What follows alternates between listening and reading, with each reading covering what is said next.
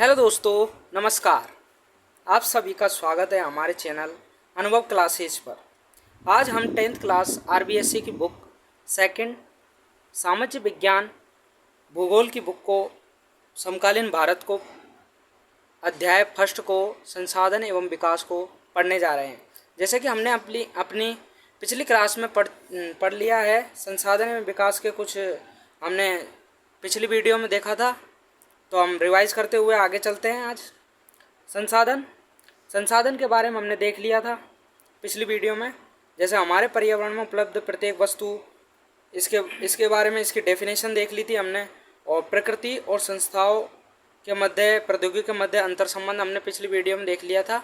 आप हमारी पिछली वीडियो को देख सकते हैं अनुभव क्लासेस पर। आपको वहाँ पर ये वीडियो, पिछली वीडियो जो उपलब्ध हैं, वहाँ से आप इन वीडियो को देख सकते हैं। और इन वीडियो को देखने के बाद ही आप आगे की वीडियो को देखें, जिससे आपको चैप्टर अच्छी तरह से समझ में आ सके। और इसके बाद हमने संसाधनों का वर्गीकरण देखा था, जैसे उत्पत्ति के आधार पर जैव संसाधन, अजैव संसाधन और समाप्यता के आधार पर, ये सभी हमने पिछली वीडियो में देख चुके हैं। स्वामित्व के आधार पर संसाधन और राष्ट्रीय जैसे विकास के स्तर के आधार पर और भी हमने देखे हैं। तो आप सभी पिछली वीडियो में इन सब को रिवाइज कर सकते हैं। और आज हम पढ़ने जा रहे हैं सतत पोषणीय विकास। आज की वीडियो में पढ़ेंगे सतत पोषणीय विकास। सतत पोषणीय विकास क्या है? संसाधनों के उचित व्यवस्था के लिए सतत पोषणीय विकास को हम समझेंगे आज। सतत, हम इसका शाब्दिक अर्थ देख लेते हैं। सतत अर्थात निरंतर चलने वाला जो विकास है। सतत अर्थात निरंतर चलने वाला जो विकास है, वो कौन सा विकास कहलाता है? सतत पोषणीय विकास, जो मानव जाति को निरंतर पोषित करता रहे, वो क्या कहलाएगा? सतत पोषणीय विकास कहलाएगा। हम इसकी डेफिनेशन देखते हैं आगे। ऐसा आर्थिक विकास जो पर्यावरण को बिना नुकसान पहुंचाए, जो पर्यावरण को अर्थात हमारे नेचर को, हमारे एनवायरनमेंट को बिना नुकसान पहुंचाए, किसी भी प्रकार का कोई नुकसान ना पहुंचाए, और भविष्य की पीढ़ियों की आवश्यकता की अवहेलना न करे। अर्थात जो हमारी आने वाली पीढ़ियां हैं, उनकी जो आवश्यकता है उसकी अवहेलना ना करे। अर्थात जैसे हम देखते हैं कि हम अपने इन संसाधनों का अगर अत्यधिक मात्रा में उपयोग करेंगे, जो भी संसाधन है, जैसे कोयला है, पेट्रोल है, डीजल है, और भी अन्य पदार्थ हैं जिनका अगर हम उपयोग अत्यधिक मात्रा में करेंगे, तो इनका समाप्त होने का चांस अधिक रहेंगे। जिससे क्या है, ये हमारी आने वाली पीढ़ी को, जो हमारे भविष्य में आने वाले लोग हैं जो इस पृथ्वी पर रहेंगे, उनके लिए क्या है ना, इन संसाधनों की मात्रा कम हो जाएगी और उनकी आवश्यकता की क्या हो जाएगी? अवहेलना हो जाएगी। अर्थात वो अपनी आवश्यकता की पूर्ति नहीं कर सकेंगे, उस संसाधन का उपयोग नहीं कर सकेंगे। तो जो भी पर्यावरण को बिना नुकसान पहुंचाए, अगर हम पर्यावरण को नुकसान नहीं पहुंचाएंगे, तो हमारा क्या होगा? सतत पोषणीय विकास होगा। अर्थात हमारा निरंतर विकास होगा, जो हमारी आने वाली पीढ़ी के लिए भी आवश्यक है, और इससे आने वाली पीढ़ी भी क्या है? इन संसाधनों का उपयोग कर सकेगी।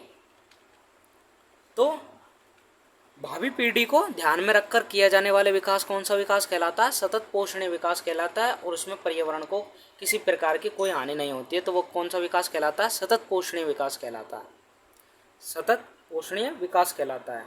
अब इसी की आगे देखते हैं हम पृथ्वी सम्मेलन 1992।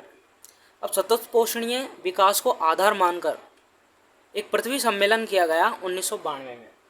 अब इस पृथ्वी सम्मेलन का उद्देश्य क्या था?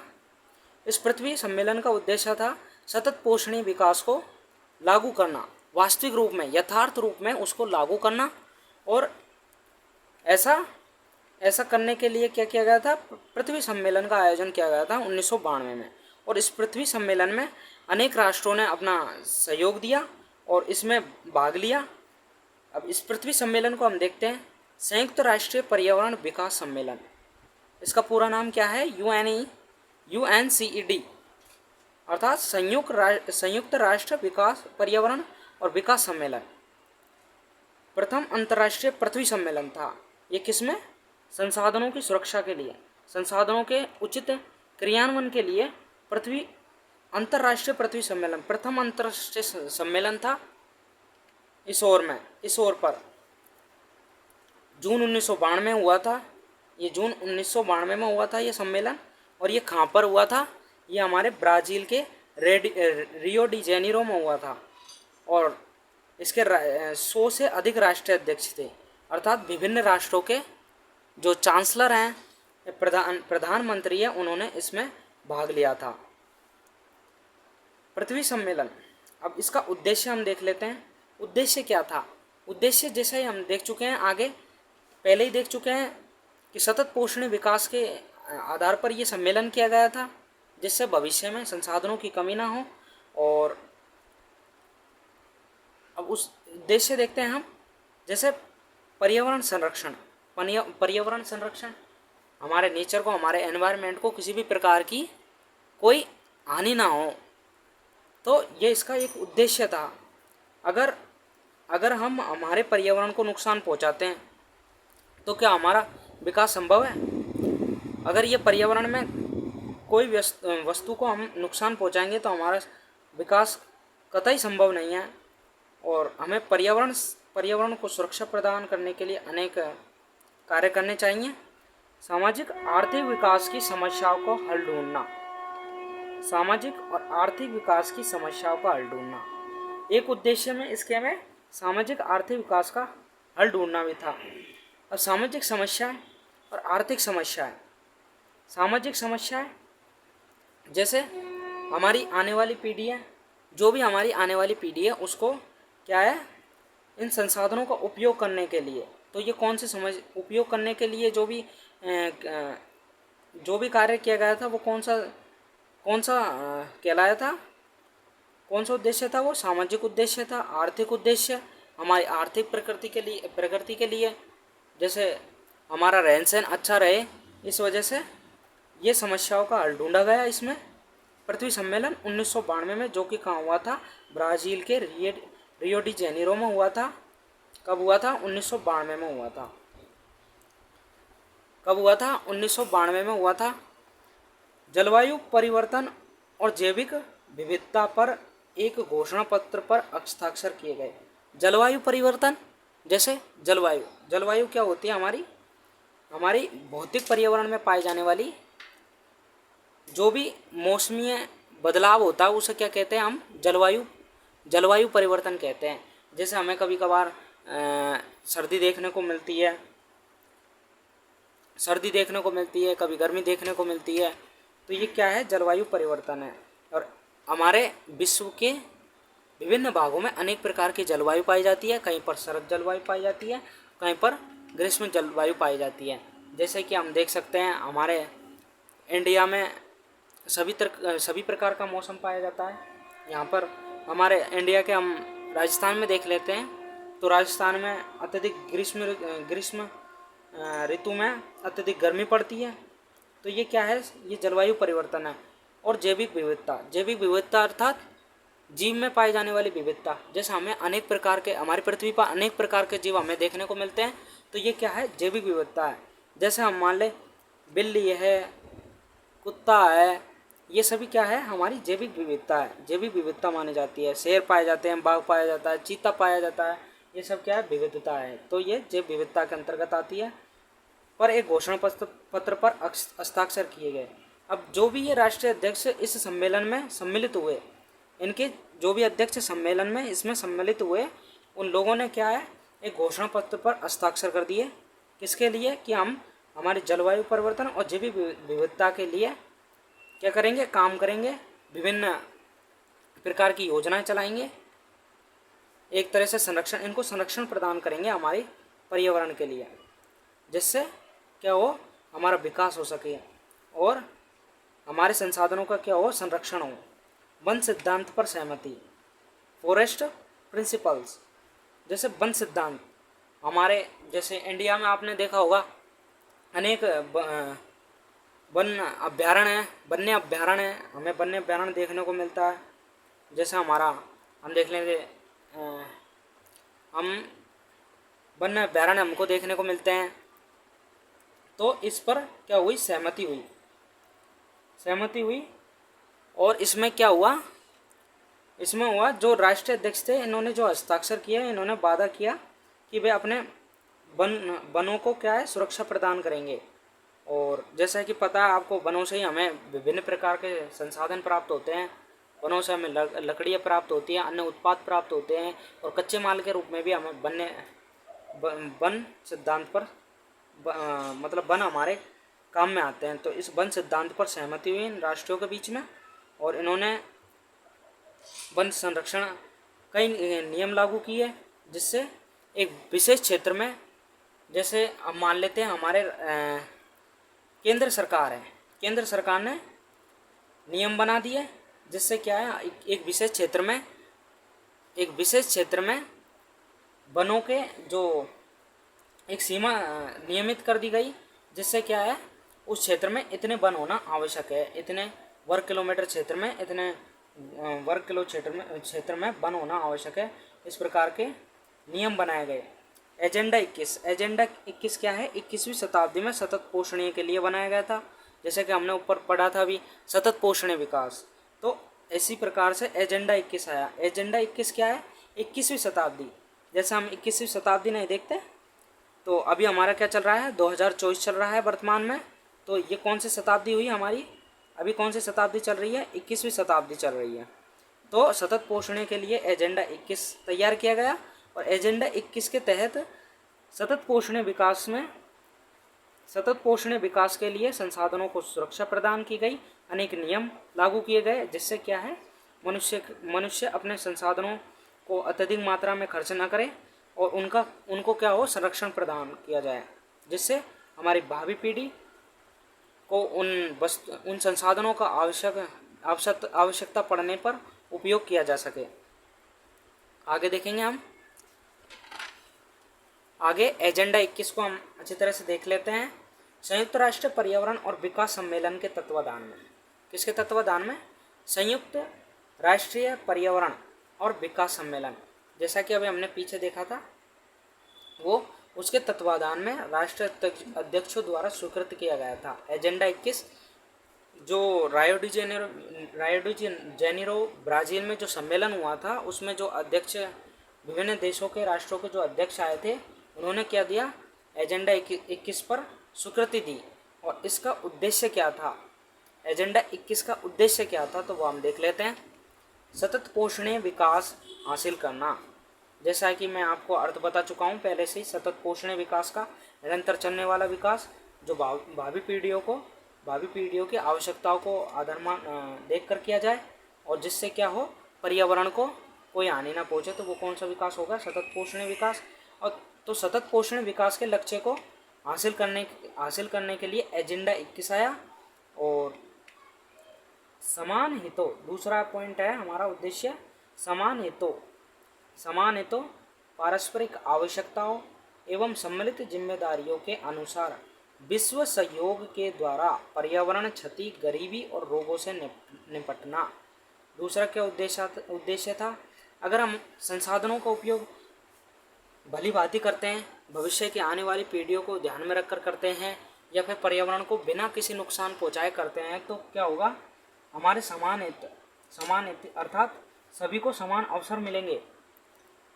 इन संसाधनों का उपयोग करने के लिए सभी व्यक्तियों को समान रूप से क्या मिलेंगे, अधिकार मिलेंगे। पारस्परिक आवश्यकताओं, जो हमें हमारी जो वर्तमान आवश्यकता है, तो उन संसाधनों के माध्यम से हम इन आवश्यकताओं की पूर्ति कर सकते हैं। सम्मिलित जिम्मेदारियों के अनुसार विश्व सहयोग के द्वारा, अब इन जिम्मेदारियों पर विश्व के सहयोगियों द्वारा, अब जो भी इस एजेंडा 21 में जो भी राष्ट्रों ने इनको स्वीकृति दी थी, जो इन सभी कार्यों के लिए क्या हुए, स्वीकृत हो गए थे, पर्यावरण क्षति, गरीबों और रोगों से निपटान के लिए। इससे क्या होगा, हमारी पर्यावरण क्षति, जो पर्यावरण को हम नुकसान पहुंचाने की जो मनुष्य की प्रारंभ से जो प्रवृत्ति रही है, उसमें क्या होगा, कमी हुई और गरीबी रोगों से निपटान के लिए, और अगर हमारा संसाधनों का हम सही उपयोग करते हैं तो हमारी जो गरीबी और अमीरी की जो रेखा है राष्ट्र में, वो भी क्या हो सकती है, दूर हो सकती है। राष्ट्र में नहीं अपितु पूरे विश्व में भी ये गरीबी और जो अमीरी की जो रेखा है वो काफ़ी हद तक समान हो जाएगी। इससे हमारे क्या होंगे, समान हितों की रक्षा होगी। और जो भी कोई रोगों से, ऐसे प्रकार के जो रोगों से निपटने के लिए एजेंडा 21 का आयोजन किया गया। प्रत्येक स्थानीय निकाय अपना स्थानीय एजेंडा 21 तैयार करे।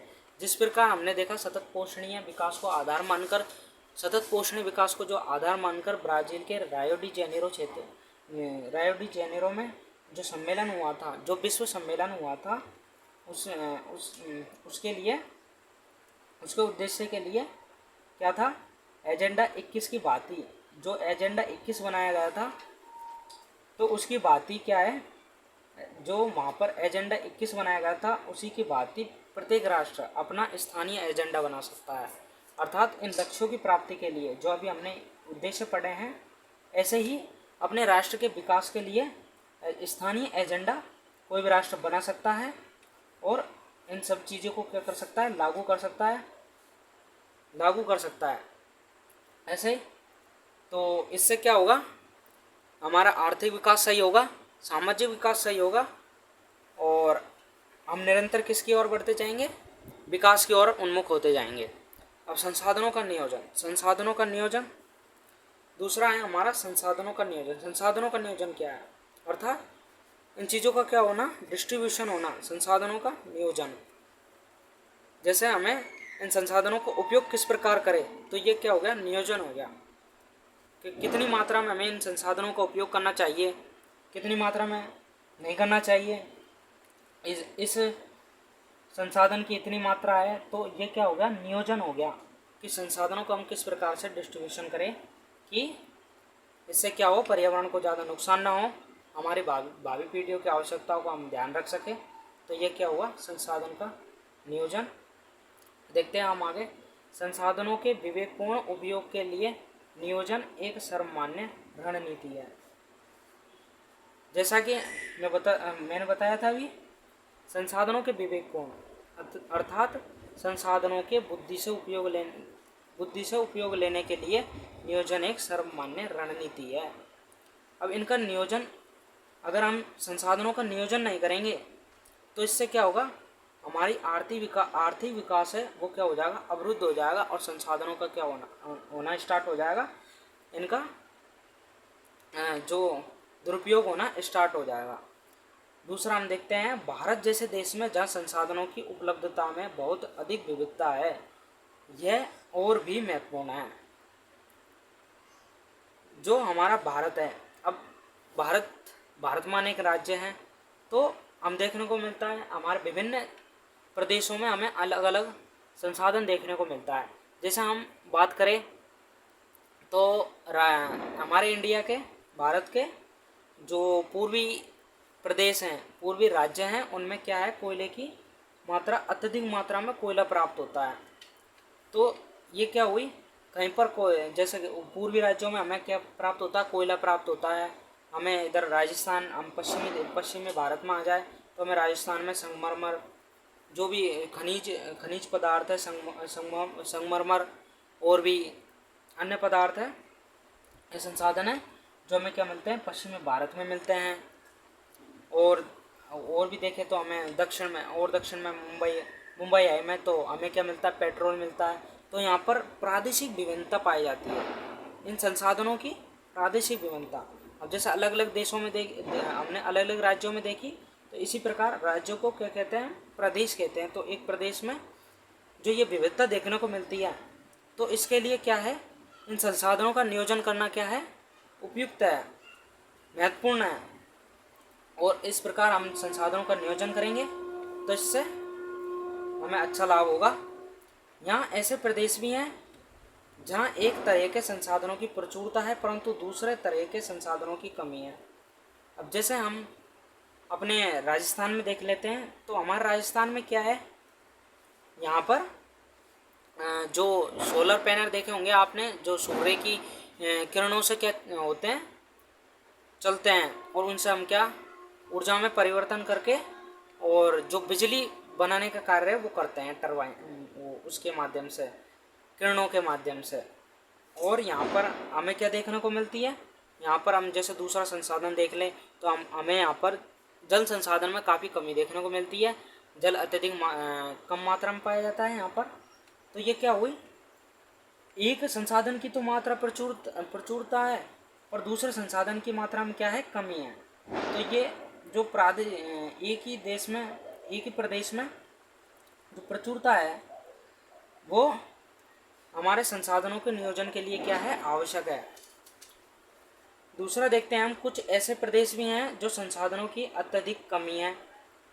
अब हम जैसे देखेंगे, हम जैसे देखते हैं जापान हमारा एक देश है। तो उसमें क्या है, संसाधनों की मात्रा कम होते हुए भी, प्राकृतिक संसाधनों की मात्रा कम होते हुए भी जापान एक शक्तिशाली देश है। तो इन संसाधनों का नियोजन हम जापान के अलावा हमारे भारत को भी देख सकते हैं।